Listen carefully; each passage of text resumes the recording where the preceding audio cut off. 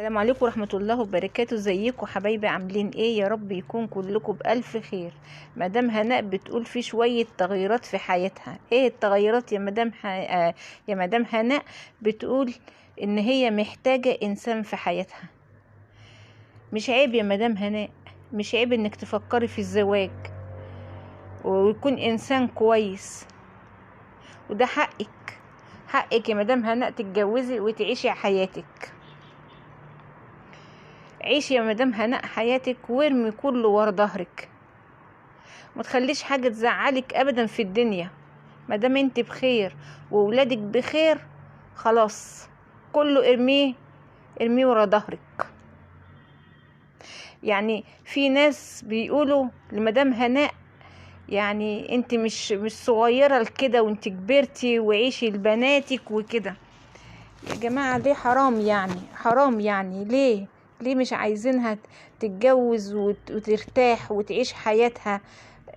يعني بنتها ياسمين اتجوزت وشافت حياتها، وفيروز ربنا يكرمها ان شاء الله ويجيلها ابن الحلال. فبرضك مدام هناء بتقول يعني فيروز ممكن تتجوز وتروح تعيش او تروح تشتغل في بلد ودانها عايشة فيها هناك. يعني مدام هناء حتى لو بناتها ما سابوهاش، حتى لو فيروز ما اشتغلتش في بلد تانية، ما برضك يا جماعة خلاص الواحدة ما بتتجوز بيقبلها بيتها وحياتها.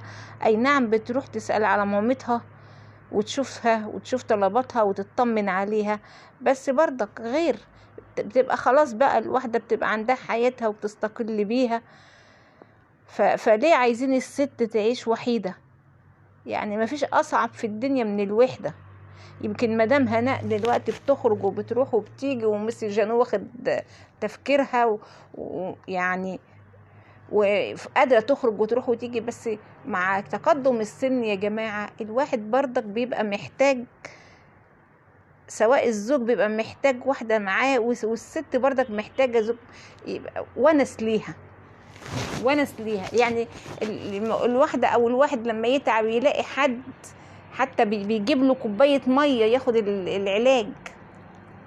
لكن تبقى عايشة وحدها كده ومستنية بنتها دي تيجي تسأل عليها وبنتها تيجي تسأل عليها. اي نعم ولادها كويسين وطيبين وحنينين على مامتهم، بس يا جماعة الدنيا بتاخد الناس، الدنيا والشغل والاولاد بياخدوا الناس. مش هم ما بيحبوش مامتهم او ما بيحبوش بابا، لا، بس الدنيا بقت بتلف بسرعة. يعني اليوم مش اليوم، الشهر، السنة، حالا تبص تلاقيها جريت. اليوم تحس كده ان مفيش بركة، يعني اليوم ما بقاش فيه بركة نهائي. فالبنات غصب عنهم حتى لو مدام هناء معها ولد، ما هو برضك غصب عنهم برضك بيبقى عندهم بيت وعندهم اولاد وعندهم حياتهم وهيسألوا عن مامتهم. بس برضك اخر الليل الباب بيتقفل عليها لوحدها، تبقى قاعدة مع الاربع حيطان. لا، صعب، الوحدة صعبة. ما فيش اصعب في الدنيا من الوحدة، ما فيش يا جماعة اصعب من الوحدة. مدام هناء بتقول في ناس كتير بتقدموا لها، بس هي مستنية بس تخلص موضوع الطلاق بتاعها على الورق. ان شاء الله يا مدام هناء يخلص على خير بإذن الله، ويخلص قريب جدا ان شاء الله يا رب، ان شاء الله يا رب.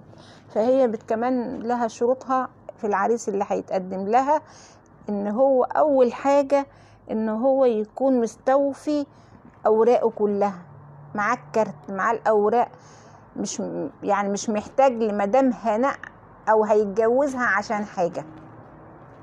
يعني مش هيتجوز مدام هناء عشان حاجة. لازم تبقى اوراقه معاه، وكمان يبقى زي ما تقول مقيم في فرنسا، يبقى مقيم في فرنسا.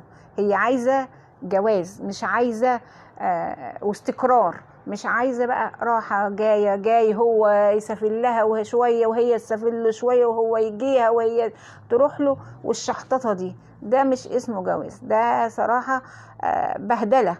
رايحين جايين النهاردة مسافرة هو جاي، لا، هي عايزة راجل يتقي ربنا فيها ويكون ويعوضها، عايزة راجل يتقي ربنا فيها ويعوضها سنين عمرها اللي ضاعت، لان مدام هناء تعبت قوي قوي قوي في حياتها.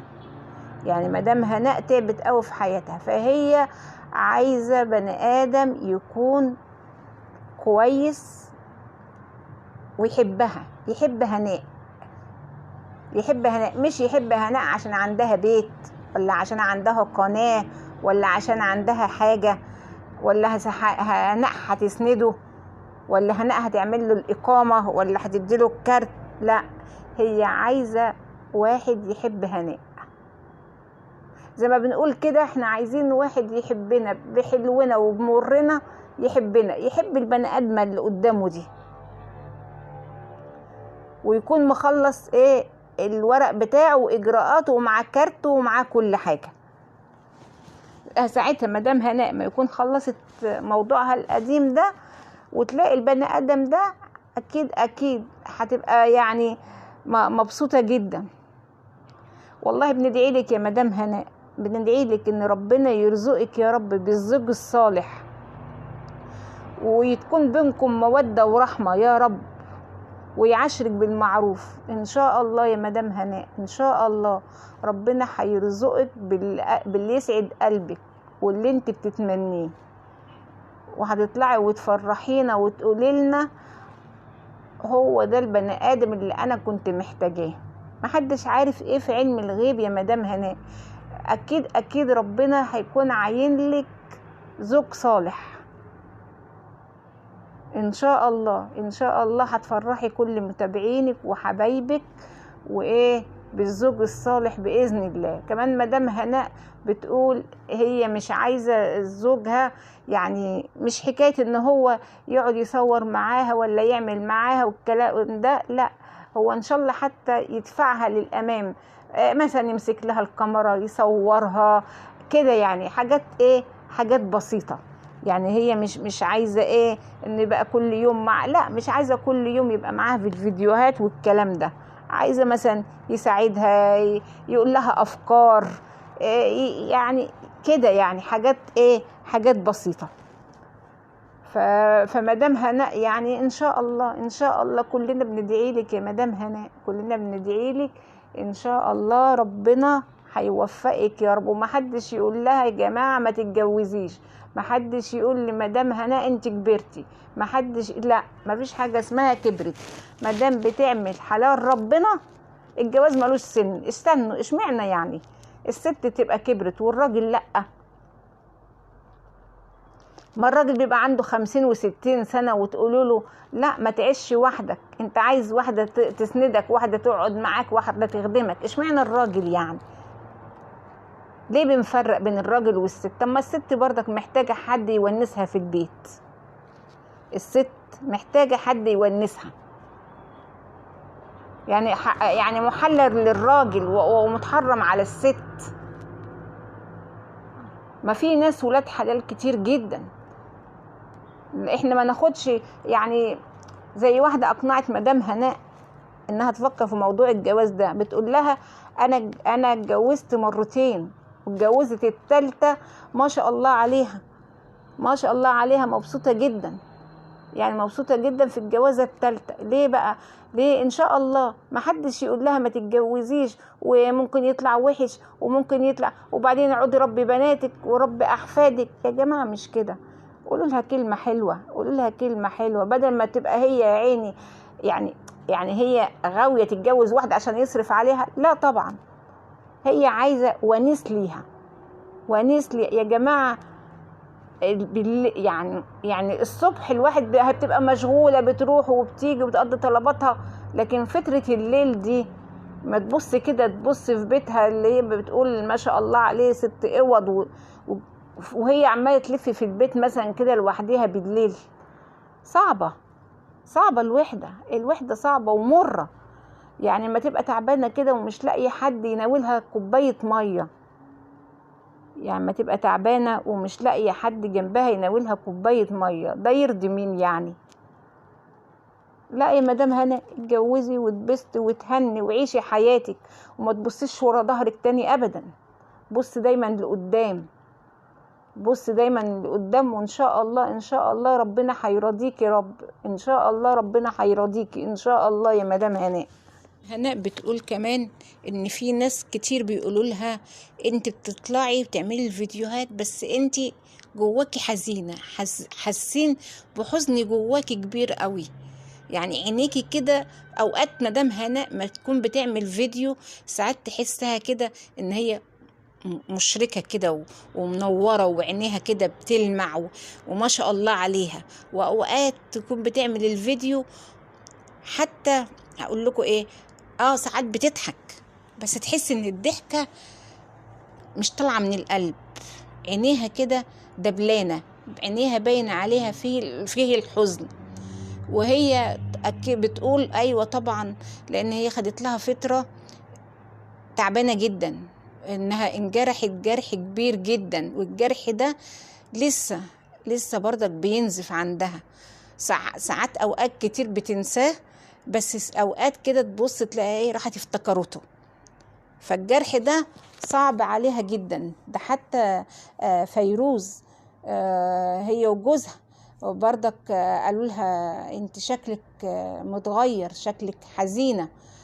حتى جوز ياسمين، جوز ياسمينة كمان بيقول لها بيقول لي ياسمين مامتك شكلها حزين، مامتك شكلها زعلان. يعني الكل كان واخد باله يا مدام هناء، الكل كان واخد باله. مدام هناء تحس ان هي مكسورة كده من جواها، يعني في جرح جواها كل شوية عمال ينزف، كل شوية عمال ينزف. بس معلش يا مدام هناء ان شاء الله مع الايام الجرح ده هيتلقم خالص ومش هتحس بيه تاني ابدا، يعني مش هتتعبي منه تاني ولا هتحس بيه تاني ابدا. فهي كمان بتقول ان في قرار كان يعني بقالها 15 يوم مش عارفة تعمل ايه، مش عارفة تعمل القرار، يعني متعذبة من جواها، متألمة من جواها عشان هي عايزة تعمل القرار ده.